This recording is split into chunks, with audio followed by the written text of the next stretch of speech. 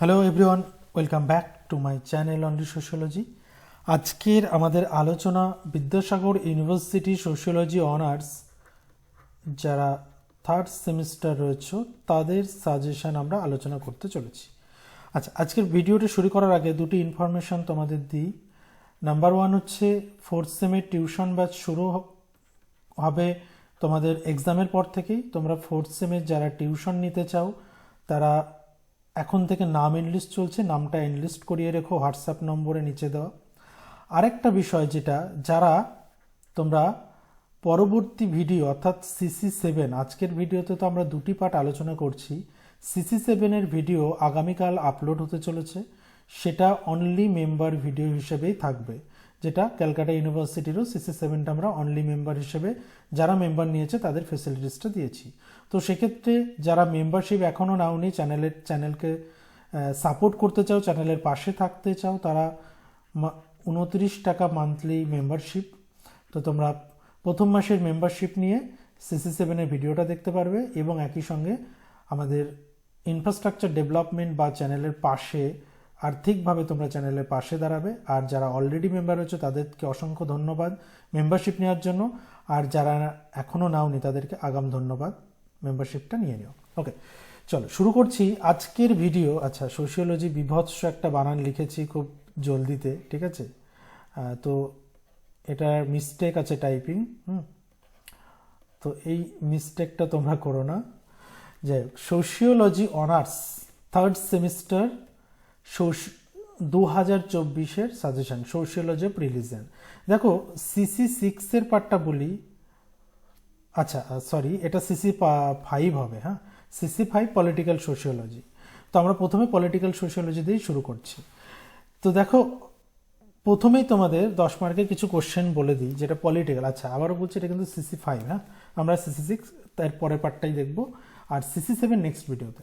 আচ্ছা, রাজনৈতিক সমাজতত্ত্বের পরিধি আলোচনা করো। তোমাদের পলিটিক্যাল সোশিওলজির এই পার্টটা একদম প্রথম টপিকের, তোমরা এখান থেকে একটা প্রশ্ন কিন্তু পাবে। তো তার জন্য তোমরা এই পলিটিক্যাল সোশিওলজির পরিধিটা দেখে নিও, আর খুব শীঘ্রই এটার ওপর একটা ভিডিও আসছে, তোমরা সেই ভিডিওটা থেকে এই বিষয়ে বেশ কিছু হেল্প পাবে। তারপর রাজনৈতিক সমাজতত্ত্বের উদ্ভব ও বিকাশ, রাজনৈতিক সামাজিকীকরণ। রাজনৈতিক সামাজিকীকরণ বলতে আমরা কি বুঝি, রাজনৈতিক সামাজিকীকরণের উপরেও ক্লাস তোমরা পেয়ে যাবে। সামাজিক স্তরবিন্যাসের প্রেক্ষিতে জাতি এবং সামাজিক শ্রেণীর মধ্যে একটা গুরুত্বপূর্ণ পার্থক্য কি কি সেটা এখানে আলোচনা করো। তারপর আসছি ক্ষমতার বিকেন্দ্রীকরণ বা ডিসেন্ট্রালাইজেশন বলতে কি বোঝো, এবং জাত ব্যবস্থার রাজনীতিকরণ, এই পার্টটাও কিন্তু গুরুত্বপূর্ণ। দেখো, তিনটি কোশ্চেন স্টার দিলাম, এই স্টার দেওয়া তিনটি কোশ্চেন কিন্তু ভেরি ভেরি ইম্পর্টেন্ট। তারপর সে গ্রাম পঞ্চায়েতের ক্ষমতা ও কার্যকরী, গ্রাম পঞ্চায়েতের ক্ষমতাও একই সঙ্গে গুরুত্বপূর্ণ। রাজনৈতিক সংস্কৃতির শ্রেণীবিন্যাস, গণতান্ত্রিক ব্যবস্থা বলতে কি বোঝো, ভেরি ভেরি ইম্পর্টেন্ট, তার প্রধান বৈশিষ্ট্য।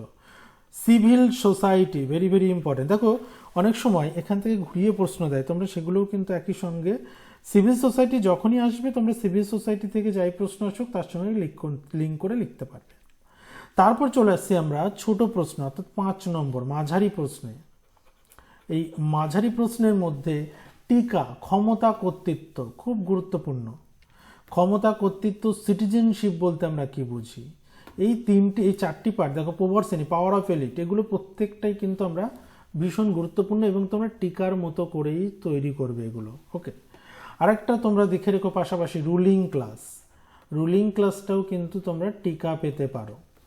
ম্যাক্স ওয়েবার কর্তৃত্বের কয়টি ভাগ করেছেন, ইম্পর্টেন্ট, ভেরি ভেরি ইম্পর্টেন্ট। এবং ম্যাক্স ওয়েবারের কর্তৃত্বের প্রতিটি ভাগ পড়বে শর্ট কোশ্চেনের জন্য, প্রতিটি ভাগ কিন্তু মুখস্থ থাকা চাই।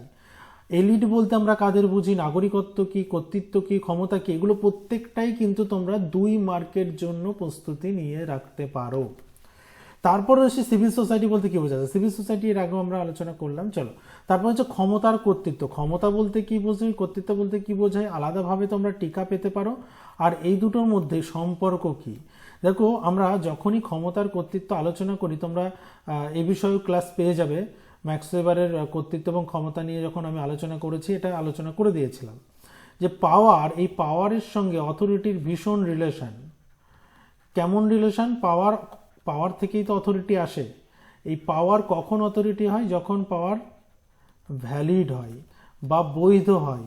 ক্ষমতা বৈধ হলে তবেই কিন্তু কর্তৃত্বের জন্মগ্রহণ হয় বা কর্তৃত্বের জন্ম হয়। ওকে, রাজনৈতিক সংস্কৃতি, পলিটিক্যাল কালচার, চাপ সৃষ্টিকারী, প্রেশার গ্রুপ। প্রেশার গ্রুপ খুব ইম্পর্টেন্ট। দেখো প্রেশার গ্রুপ কি, আর এখানে আরেকটা পার্ট পড়ে রাখবে, রাজনৈতিক দল কি। রাজনৈতিক দল কি? রাজনৈতিক দলের কার্যাবলী, রাজনৈতিক দলের কার্যাবলীগুলো একটু দেখে রাখবে। আর চাপ সৃষ্টিকারী আর রাজনৈতিক দলের পার্থক্য, এটাও খুব গুরুত্বপূর্ণ। ওকে, তো এই হচ্ছে আমাদের মোটামুটি CC5। CC5-এর পলিটিক্যাল সোশিওলজির এই পার্টগুলো তোমরা দেখে রেখো। এই পার্টগুলোর ওপর বেস করে তোমরা প্রিপারেশন নাও। ওকে, আর পরবর্তী সেমিস্টারের তোমরা টিউশনের জন্য যেটা বলছিলাম, যে পরবর্তী সেমিস্টারে যাতে টিউশন নিতে চাও, নাম এনলিস্ট চলছে, নাম এনলিস্ট করিয়ে রাখো। আচ্ছা, মান্থলি ফিস স্ট্রাকচারটা আমি বলে দিলাম, 500 মান্থলি ফিস, কোনো অ্যাডমিশন ফিস নেই, কোনো ইয়ে নেই। তোমরা টোটাল অ্যাপসের মধ্যে ক্লাস দেখতে পাবে। আমাদের অনলি সোশিওলজি অ্যাপস রয়েছে, সেই অনলি সোশিওলজি অ্যাপস থেকেই তোমাদের ক্লাস হবে, লাইভ ক্লাস, রেকর্ডেড ক্লাসও দেওয়া হবে। এবং রেকর্ডেড প্রত্যেকটা ক্লাস তোমরা নিজের সময় মতো নিজের পছন্দ টাইমে দেখতে পাবে। যদি লাইভ ক্লাস মিস করো, তোমার পছন্দ মতো টাইমে জাস্ট রেকর্ডেড ক্লাস থেকে যাবে, তোমরা অ্যাপস থেকে দেখতে পারবে। ওকে, চলো এবার আসছে আমাদের CC6। একইভাবে এটা হচ্ছে সোশিওলজি অফ রিলিজিয়ান। আচ্ছা, এটাও সোশিওলজি, বানানটা ভুল আছে। চলো, সোশিওলজি অফ রিলিজিয়ান। ওকে, চলো, সোশিওলজি অফ রিলিজিয়ানে বড় প্রশ্নের জন্য দেখবে সমাজতাত্ত্বিক দৃষ্টিকোণ থেকে ধর্মকে আলোচনা। দেখো এই পার্টটা নিয়ে, এই পার্টের টপিকগুলো খুব প্রিসাইজ করা, তো সেক্ষেত্রে তোমাদের একটু সমস্যা হতে পারে। আমি কয়েক টপিকগুলো ভেঙে ভেঙে তোমাদের বুঝিয়ে দেবো আজকে, যে কোন জায়গা থেকে প্রশ্ন আসতে পারে। দেখো প্রথমে ফর্মুলেটিং রিলিজিয়ানের পার্ট থেকে ধর্মকে সমাজতাত্ত্বিক দৃষ্টিকোণ থেকে প্রশ্ন আসতে পারে। ওয়েবারের মতানুসারে অর্থনৈতিক ব্যবস্থা রূপান্তরে ধর্মের কি ভূমিকা, অর্থাৎ এখানে রিলিজিয়ান এবং ইকোনমির সঙ্গে কি role. Okay, religion and economy, এবং তোমরা জানো যে রিলিজিয়ান অ্যান্ড ইকোনমির সঙ্গে সম্পর্ক দেখিয়েছেন কোন তাত্ত্বিক? Max Weber. ম্যাক্স ওয়েবারের প্রোটেস্ট্যান্ট এথিক্স আমরা পড়েছি। ইমানুয়েল ডুরখাইমের ধর্মের সমাজতত্ত্বের আলোচনা করলো। ইমানুয়েল ডুরখাইমের টোটাল ধর্ম নিয়ে তিনি যে আলোচনা করেছেন, টোটালভাবে টোটাল পার্টটা এর মধ্যে ইনক্লুড করতে হবে। কিন্তু যদি কোনো প্রিসাইজ ছোট করে দেয়, দেখা গেল স্যাক্রেড প্রোফেন দিল, তখন কিন্তু তোমাকে ছোট করে লিখতে হবে। তারপর ক্যালভিন মতবাদের মূল বক্তব্যগুলি কি, যা ইউরোপের পুঁজিবাদকে উৎসাহিত করেছিল? Protestant ethics. অর্থাৎ ক্যালভিন তো, যারা প্রোটেস্ট্যান্ট, আর ক্যালভিন কাদেরকে বলছি আমরা? যারা প্রোটেস্ট করেছিল, প্রোটেস্ট্যান্টরাই ক্যালভিন। প্রোটেস্ট্যান্ট মতবাদগুলি কি ছিল? তাদের কিছু এথিক্স ছিল, সেই এথিক্সের উপর বেস করে ইউরোপে পুঁজিবাদের উদ্ভব ঘটেছিল। এটা তোমরা নিশ্চয়ই পড়েছ আশা করছি। আরেকটি পার্ট হচ্ছে অ্যাসেটিক প্রোটেস্ট্যান্টিজম। এর মৌলিক আদর্শের সঙ্গে প্রাত্যহিক জীবনের পালনীয় অর্থনৈতিক আচরণের মধ্যে সংযোগের বিষয়টি যথাযথ ব্যাখ্যা করো, যা ধনতান্ত্রিক ভাবধারার প্রসারে সহায়তা হয়েছিল। খুব সিম্পল একই বিষয়, মানে টোটাল আমরা প্রোটেস্ট্যান্ট এথিক্স যেমন দেখলাম, এটাও কিন্তু তাই।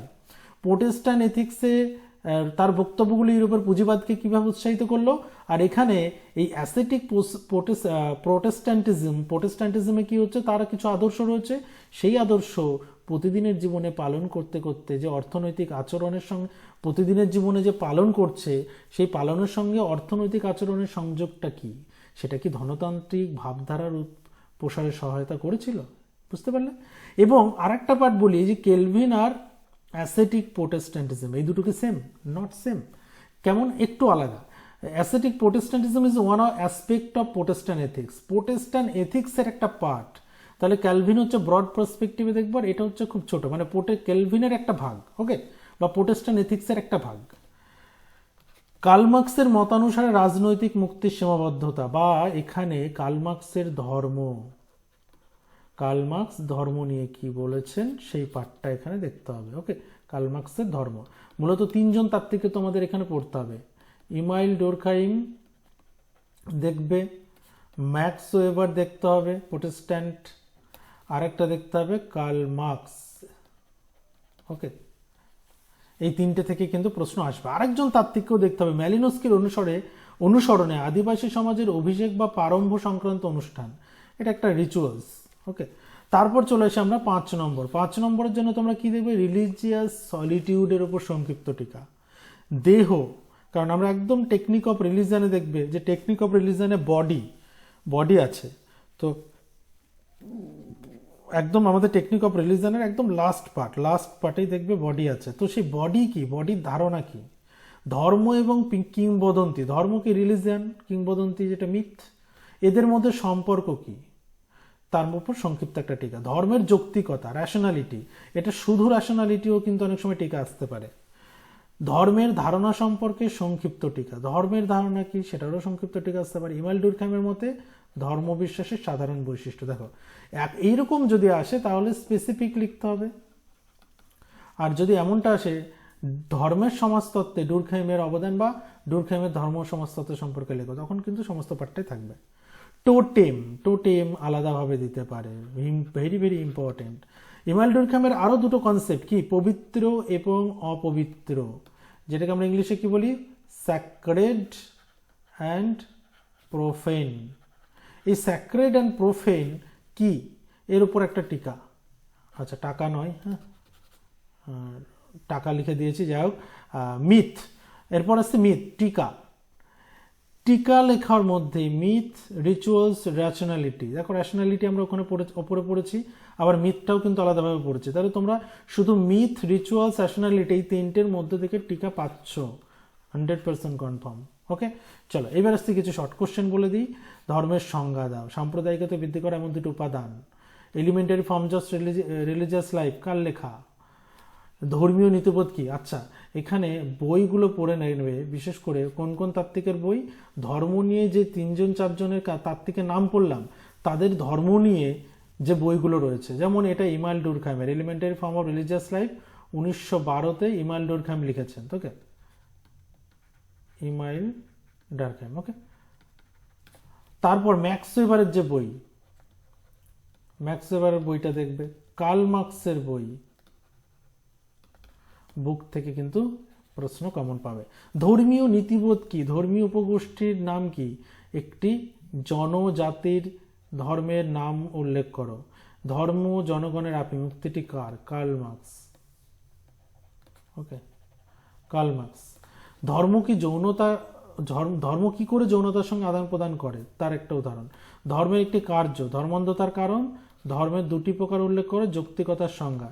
দেখো র্যাশনালিটি তোমরা 5-এর জন্য তৈরি করলে এটা কিন্তু আবার 2 নম্বরের জন্য তৈরি থাকবে। ওকে, তারপর চলে আসছে মিথ বা পুরা কথা, পবিত্রতার সংজ্ঞা, অপবিত্রতার সংজ্ঞা। দেখো স্যাক্রেড প্রোফেন কিন্তু ভীষণ ইম্পর্ট্যান্ট, এটার উপরে টিকা আসতে পারে, এটার থেকে তোমরা কমন পাবেই।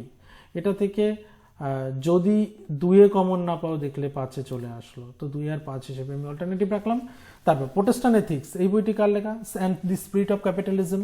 এই যে প্রোটেস্ট্যান্ট এথিক্সের কথা যখনই আসবে তখন কি বইটি, ম্যাক্স ওয়েবারের খুব গুরুত্বপূর্ণ একটা কাজ কিন্তু প্রোটেস্ট্যান্ট এথিক্স। ধর্মের 2টি উপাদান উল্লেখ করো, সাম্প্রদায়িকতার একটা কারণ ও ধর্মীয় অনুষ্ঠান বলতে কি বোঝো। এই হচ্ছে মোটামুটি ওভারঅল আমাদের আলোচনা। ঠিক আছে, আজকে সিসি 6 পর্যন্তই থাকলো। নেক্সট হচ্ছে আমরা আলোচনা করব সিসি 7-এর জন্য যারা শুধুমাত্র মেম্বার, এটা শুধু মেম্বার অনলি ভিডিও আসবে। তোমাদেরকে অনুরোধ, তোমরা প্লিজ মেম্বারশিপটা নিয়ে নাও। 29 টাকা তোমরা একদম চ্যানেলের একদম ওপেন করলে চ্যানেলে দেখতে পাবে তোমরা যে জয়েন বাটন আছে, কিভাবে নেবে অনেকেরই সমস্যা হয়। জয়েন বাটন আছে, জয়েন বাটনে ক্লিক করলেই তোমার পেমেন্ট অপশন আসবে, 29 টাকা পে করবে, তোমার অ্যাক্টিভ হয়ে যাবে এবং মেম্বার অনলি যে ভিডিওগুলো আছে সেগুলো দেখতে পারবে। পরের ভিডিওটি সোশ্যালজি অফ জেন্ডার দেখতে হলে অবশ্যই তোমরা মেম্বারশিপটা নিয়ে নিও। আজকে শেষ করছি এখানেই, দেখা হচ্ছে পরের ভিডিওতে।